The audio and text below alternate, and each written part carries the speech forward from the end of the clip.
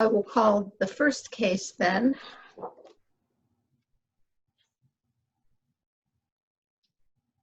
All right, the first case to come before the court this morning is Michael Swick versus Patricia Swick. Each party will have 15 minutes to present your arguments. Appellant may reserve up to 5 minutes for rebuttal. If you do wish to reserve rebuttal time, please let me know before you begin your argument. I'll be keeping track of time and I'll do the best I can to keep you apprised of when you're there or getting close. Please don't use the names of any children, minors, victims. I don't think that's applicable in this case, but we usually give the warning anyway. We have read your briefs. I do want you to know before we begin that these arguments are being visually, audibly recorded, and they are being live streamed as well. And we are ready to proceed when you are. Thank you, Your Honor. I suppose that would be me, Attorney. That would be you. Yes, thank you. On behalf of the appellant, Michael Swick. And before I start my argument, I ask that I could reserve 2 minutes for rebuttal. Okay. Thank you. May I proceed? You sure may. Thank you. The appellant in this case is Michael Swick. He is the husband. He is asking this court to award him the marital home as his separate property and allow him to buy out his ex-wife's interest in the property. That's his ultimate goal here in the case. The issue or issues, I believe, are twofold. First of all, the trial court did not grant husband his separate property interest in the marital home. And the second issue is the court ordered the home to be sold without assigning it a value. With regard to the first issue, the statute on the matter is 3105.171, the subsection there too that says the court shall, not may or can or maybe, says shall disperse a spouse's separate property to that spouse. In this case, the marital home was purchased by the husband in 1996. The parties weren't married until January 8th, 2010. So from the plain language of the statute, property that's acquired before marriage is separate property. Therefore, I believe pretty clear that this house, this marital home, is the husband's separate property. The house should have been awarded to him for that reason and that reason alone. Now, I acknowledge that wife has an interest in the house. Husband would have to buy that interest out. This is a house with no mortgage on it, so he was ready, willing, and able to take out a mortgage to buy her out. So she has a separate property interest that the trial court determined that my client has not contested. He would pay her that money if he could be allowed to keep the house. He would take out a mortgage to do that. There's also some marital equity in the house as well. I'm not going to get into the fine math of that just yet, but I can if you like. Well, let's start with, as I always say, the proverbial elephant in the room. They're saying, well, your client made an inter vivos gift, whenever the property was transferred into both their names. So that wouldn't that extinguish any separate property that he had, bringing it into the marriage? Well, Your Honor, potentially, but I can't accept that is in fact something that the trial court determined. If they did actually come to that conclusion, I don't believe the trial court did so properly. I believe that if you look at this court's decision in McGrew, 2017 Ohio 7854, says that the trial court has to engage in the 6-factor Kuehn test. I'm not sure if I'm pronouncing that correctly, Kuehn. And it's reversible error if the trial court doesn't do that. I don't think the trial court did that. So I think that, to your point, Your Honor, to your question, I can't concede that point, but what I would concede that is, if that is an issue for this court, then the case needs to be remanded to the trial court to figure that out properly. So that's my answer to your question, Your Honor. Is there anything further? I have another question. Sure. One of the other elephants in the room is that it's my understanding from what I read in the briefs that the husband was unable to establish what equity was in at the time of the marriage, or at least the difference between what he bought the house for and what he still owed on it as of the time they got married, which would have established some equity in the house at that time. And there is some appraisal from around that time, but establishing what equity he had in it as of the date of the marriage is what the problem is, it seems to me, in this case. Is that true? I agree. That's what the trial court concluded, that it couldn't decipher that, but I frankly don't understand how it couldn't when you have 3 appraisals over a period of time that it's all consistently valued the same amount.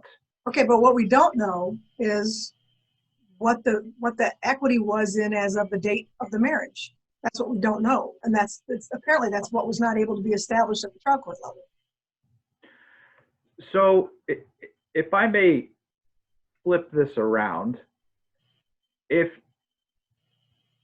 what we know and what's knowable is that wife has a separate property interest in it for $36,049, because that money came out of some money she had premarital to pay off the last bit of the mortgage on the house in 2013. Now that was the mortgage for purposes of purchasing the house. There's this ancillary issue that they use the house as collateral to flip other houses, which I don't believe destroys any separate property interest in the house based upon that 8th district case. Again, another name I'm going to have trouble pronouncing, the Okunzi case. But back to my point, there's an exhibit that was introduced in court, Exhibit E. It's a bank statement, and I'm just turning to look at it. It's dated just prior to their marriage, and it gives us what the principal balance on the mortgage itself was. It also tells us to the total amount of principal, escrow, and interest also owed at the time. So we know those numbers, and we also know from this court's decision in Ray versus Ray, if that is paid down during the marriage, that's marital. Through my lens, all I see is that's all that is marital. Now, that's either $52,000, which is just the principal amount, or, and those are rough numbers, or $57,000, which includes principal, interest, escrow. We know that that's how much was owed on the house at the time. We know that $36,000 of that was paid off by wife's premarital amount. So wife can get $36,000 back and can get 1/2 the difference for her marital portion between the $52,000 or $57,000 and $36,000. She would get 1/2 the difference between that plus the 36. That thereby everything else in that house is his premarital property. So in viewing this case that way, it doesn't matter what the premarital value is. It is what it is, because it doesn't matter. We know what the marital amount is because Ray versus Ray tells us that the mortgage principal pay down is marital. And then we know how much of that marital pay down was actually paid from wife separately. So we can very easily figure out what she's owed.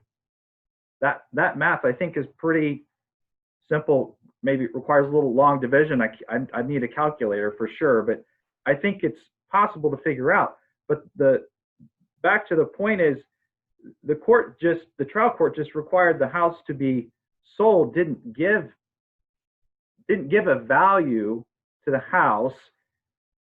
Based upon my understanding of this court's ruling in Zona versus Zona, that is in itself reversible error. That this court decided that requiring the marital home to be sold without giving it a value required the whole case to be remanded, for the asset to be valued, appraised. I mean, the house was appraised, but the court never gave it a value. And then conduct a new division of property. Counsel, isn't it different whenever one party keeps the house as opposed to being sold? I know that's what. Yeah, go ahead. I'm sorry. That you actually hit the nail on the head, Your Honor. I mean, I think I probably should have started off with saying that, Judge Carr. If the house is going to be sold, then we need to know how much of his separate property he needs to get back. But if the house is not going to be sold, because he can keep it, he can refinance it, and he can buy out what we know to be wife's interest in it, we don't really need to know the value of husband's separate property if he's keeping the house. Well, what I was thinking, though, was like with Zona and that line of cases, maybe the difference is whether you're selling it at auction or for the fair market value or whatever, and the parties really don't have a lot of control over that. Then you have to distribute, obviously you have to figure out everybody's interest, but the value of the home is not necessarily critical before you sell it.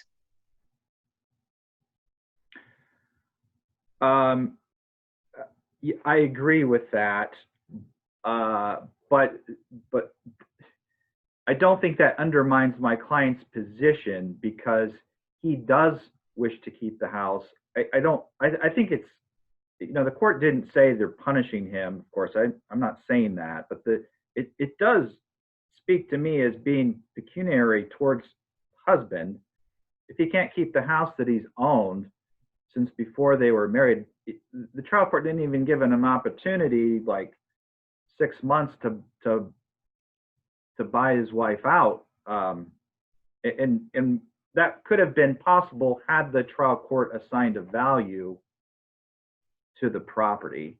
Would you say, I'm looking at the judgment entry, and it says on page 11 that Michael testified that the residence was most recently appraised by an appraiser at $175,000, which is Exhibit D's appraisal. Okay, and then it says Patricia testified the real estate is hot, but she provided no alternative expert appraisal for the property. So really the only thing court had was $175,000.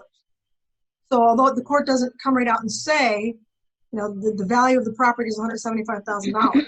Is that what you're asking us to do? Send it back and have the court say definitively that it's $175,000? Because that appears to be what the evidence was that was presented at trial. Well, husband would be happy with that, for sure. And that's not something that you can both agree to? Apparently not, because wife thinks it's worth $250,000. No, we can't, obviously. So you can't come to any agreement on what you believe the value of the house is. That's true. And I don't know if this is out of line, but we did go to mediation, and that was certainly a subject that was discussed. So, that's why we're here, unfortunately. Well, counsel, we have mediation here too. And we do our staff does a very nice job of it. And the parties are maybe in a different position now, because now they're on appeal, and something could be reversed or something could be affirmed, or it could be partially or whatever. But I'm not going to spend any more time. Think about that. Mr. Cheek, hang on a second. Hang on. Oh. I paused your time while our mediation program was being discussed, but I do want you to know you are at your 2-minute mark. You're welcome to continue, but you're going into your rebuttal. Oh, thank you. Just 10, 15 seconds. I just wanted to say to Judge Carr, we participated in the Court of Appeals mediation program Oh. with Attorney Minter, I believe, who was the Okay. mediation attorney back then. I'm sorry. That's okay. They keep us kind of out of the loop with the mediation, so. No, that's fine. So I don't have anything further at this point. I'd like to reserve the rest for rebuttal. Okay. Good morning, Your Honors. May it please the court. My name is Rachel Hoffey, and I'm here this morning to address the panel on behalf of my client, Patricia Swick, the appellee and defendant in the matter today. This has been presented as two issues. The issue of whether, or the argument that Michael was not granted a separate property interest in the marital home, and then the issue of assigning the value of the home and his concern that it wasn't awarded to him in the divorce. So first, looking at the issue of the separate property interest in the home, I think that it's undisputed that husband purchased this property prior to the marriage. I think it's also undisputed between the parties and in the court's decision that anything accrued after the marriage would have been marital. And I also think, and I hear that it's undisputed that that Patricia's separate property interest of the $36,049.49 is her separate interest that should be awarded to her. What I believe the conclusion the court came to is that two things. At the time that that Michael transferred the property from his name into the parties' joint names, that was an inter vivos gift. And I do believe that the court clearly went through that analysis in its decision. The fact that she didn't make that actual conclusion at the end and include that in her final analysis doesn't negate the fact that the analysis was contained in her decision, and it doesn't change the facts and the law in this case, that the facts clearly show that Michael did transfer the property from his sole name into the parties' joint names and make an inter vivos gift in doing Don't that. you have to, excuse me, I'm sorry. Don't you have to make a finding? I believe that in the process of, I think that was included in her findings. She went through that analysis and in the end concluded that the property was marital, and that he didn't have a separate property interest. So I think that it can be presumed that since she specifically went through that analysis in her decision, that was part of her reason for coming to that conclusion. Counsel, I haven't read the record yet, but I just have a question. Did wife object to husband buying her interest out? What was the big deal about him keeping the house, and if she got her money? So I have to say I've read through the entire transcript, and this was going to be also part of my argument, that there is nowhere that I can see in the transcript during the divorce hearing, and by the way, I wasn't a part of that. I kind of got on the case afterwards.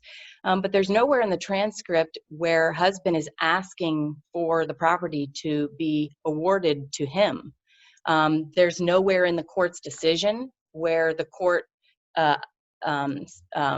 acknowledges that husband has requested to retain the property, and there's nowhere in the transcript during the testimony in the divorce hearing that he asked for the property to be given to him.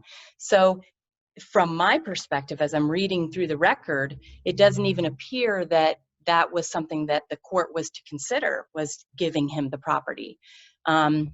So I think when she made the decision that it was fair and equitable to sell the property and allocate the proceeds, that part of the reason she did that was because neither of the parties had requested the property be ordered for them to retain it. And so that's another reason. If we look at the argument, the second argument where the appellant's requesting that the case be remanded because there was no value assigned and also because he didn't receive the property, I don't believe that he can make this argument that the case should be remanded for him to receive the property because he didn't make that request at the final hearing in this case, and that wasn't something in front of the magistrate in consideration of how to allocate that asset. Also, and I'd like to point out that in the objection period of this case, appellant did not raise as an objection this issue of valuing the marital property. It was not included as something that he objected to, and I believe that that because he didn't raise that as an objection, that he can't now raise it on appeal here. Can I ask a question? Mhm. Right. Well, it's been established that he purchased the home in 1996 for $119,000. We know that on or about the date of the marriage, there was principal still owed on the home of about $52,000. Why isn't the difference between the $119,000 that he purchased it for and the $52,000 that was still owed on it, the equity in the marital home?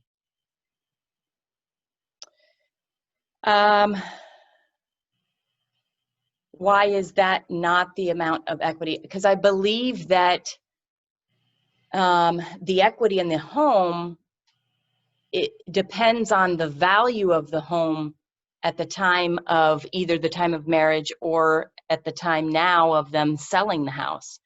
So do you mean, I guess, are you asking, does that give his separate property interest? Is that what you're asking? Oh, Yes, okay, I'm that's sorry. exactly what I'm asking. Why is that Yes. number not his separate property amount? And those numbers are in the record, so I can't figure out why that's never been determined to be the amount of equity. So I think that one of the problems is that the Exhibit E that was submitted, that was a statement from around the time of marriage, doesn't give an exact, I mean, yes, there is it's around $57,000 or $58,000, but it doesn't give an actual amount of the principal balance, the statement there. It looks like it includes escrow and interest. So But those numbers are easily determined and subtracted. Those are not unknown numbers. Sure.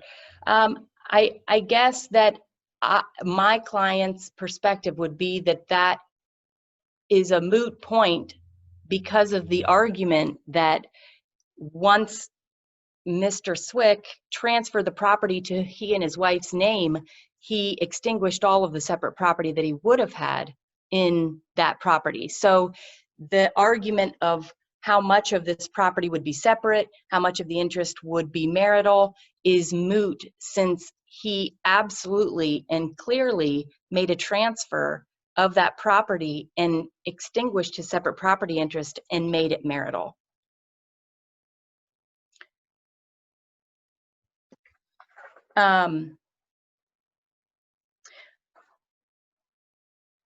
So I believe in summary, I think that that's the point of this case, that if, I think my client's position is there is no separate property interest because of that transfer. And I think that's the crux of all of this, is that inter vivos gift transferred the property into a marital asset, extinguished all of his separate property. And if the court doesn't buy that, then I think that the trial court's decision is clear that even if that's not true, his separate property interest couldn't be determined because there was no appraised value of the house at the time of marriage, and the Exhibit E did not show the actual principal balance at the time of marriage. I think to the second point of appellant, that he should have received the house and that there should have been a value. Number one, again, I don't think there's reversible error if at the time of the divorce hearing, the final hearing, there was never a request made to the court for that property to come to appellant.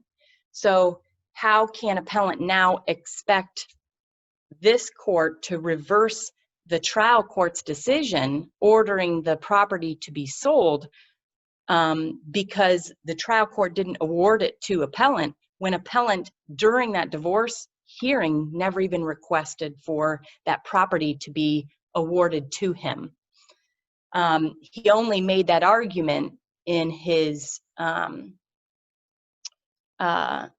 later. And so I believe that that can't be a reversible error by the magistrate by not having awarded that property to him as a result of the final divorce hearing. Also, the trial court decided based on all of the evidence in the case that it was fair and equitable to sell the house and divide the proceeds. And to the point of the valuation of the house, I believe that the trial court did acknowledge the value of the house, just as the judge here mentioned on page 11 and 12 of the magistrate's decision. I think it's clear that the magistrate acknowledged that the latest appraisal or valuation of the house was $175,000 as of August 2018. And the trial court even states that Patricia provided no alternative expert appraisal for the property. So I think that it's clear from the magistrate's decision that the latest valuation of that house would have been $175,000. And I believe that that it's clear in here that that would have been the evaluation by the court of the house. So in short, I believe that this court should sustain the trial court's decision in its entirety, as there's been no abuse of discretion that would justify reversing the trial court's decision in this case. Thank you. All right, thank you. Go ahead, Mr. Jake. Thank you. Just a couple comments in rebuttal. Attorney Hoffey was talking about how the trial court was recognizing or talking about the value of the marital home, but the key problem is the court made no finding of its value, and I think that is reversible error here. The other thing I wanted to clarify too is my client did in fact ask to keep the house. As is pretty customary, there's a trial brief that I file. I think the trial court local rules require. In that, I set forth my client's position. So there's a trial brief filed October 15th, 2019, in which he is asking to keep the house. Finally, we do know the principal balance. It's on this Exhibit E. There's multiple balances provided on that document, and one of them clearly delineated. It says principal balance $52,000. There's other values, notably the $57,900 that I believe includes the escrow and interest. That's all I have to say. How do you address the intervivals gift issue though? What was the purpose of transferring half the property to her on September 2017? I'm not really prepared to talk about that, Your Honor, because all I can say is that there's supposed to be an analysis of the six-factor Q&A test, and that was not done. So I think there's more to that than me just giving you some conclusory answer, Your Honor, to be fair to the process.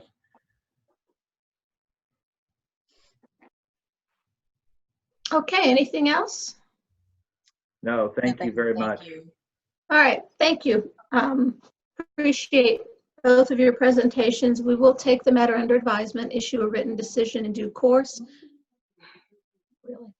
It'll be mailed to both sides as well as posted on our website and on the Supreme Court website. Both have a good day. Thank you. Thank too. you. Take care all.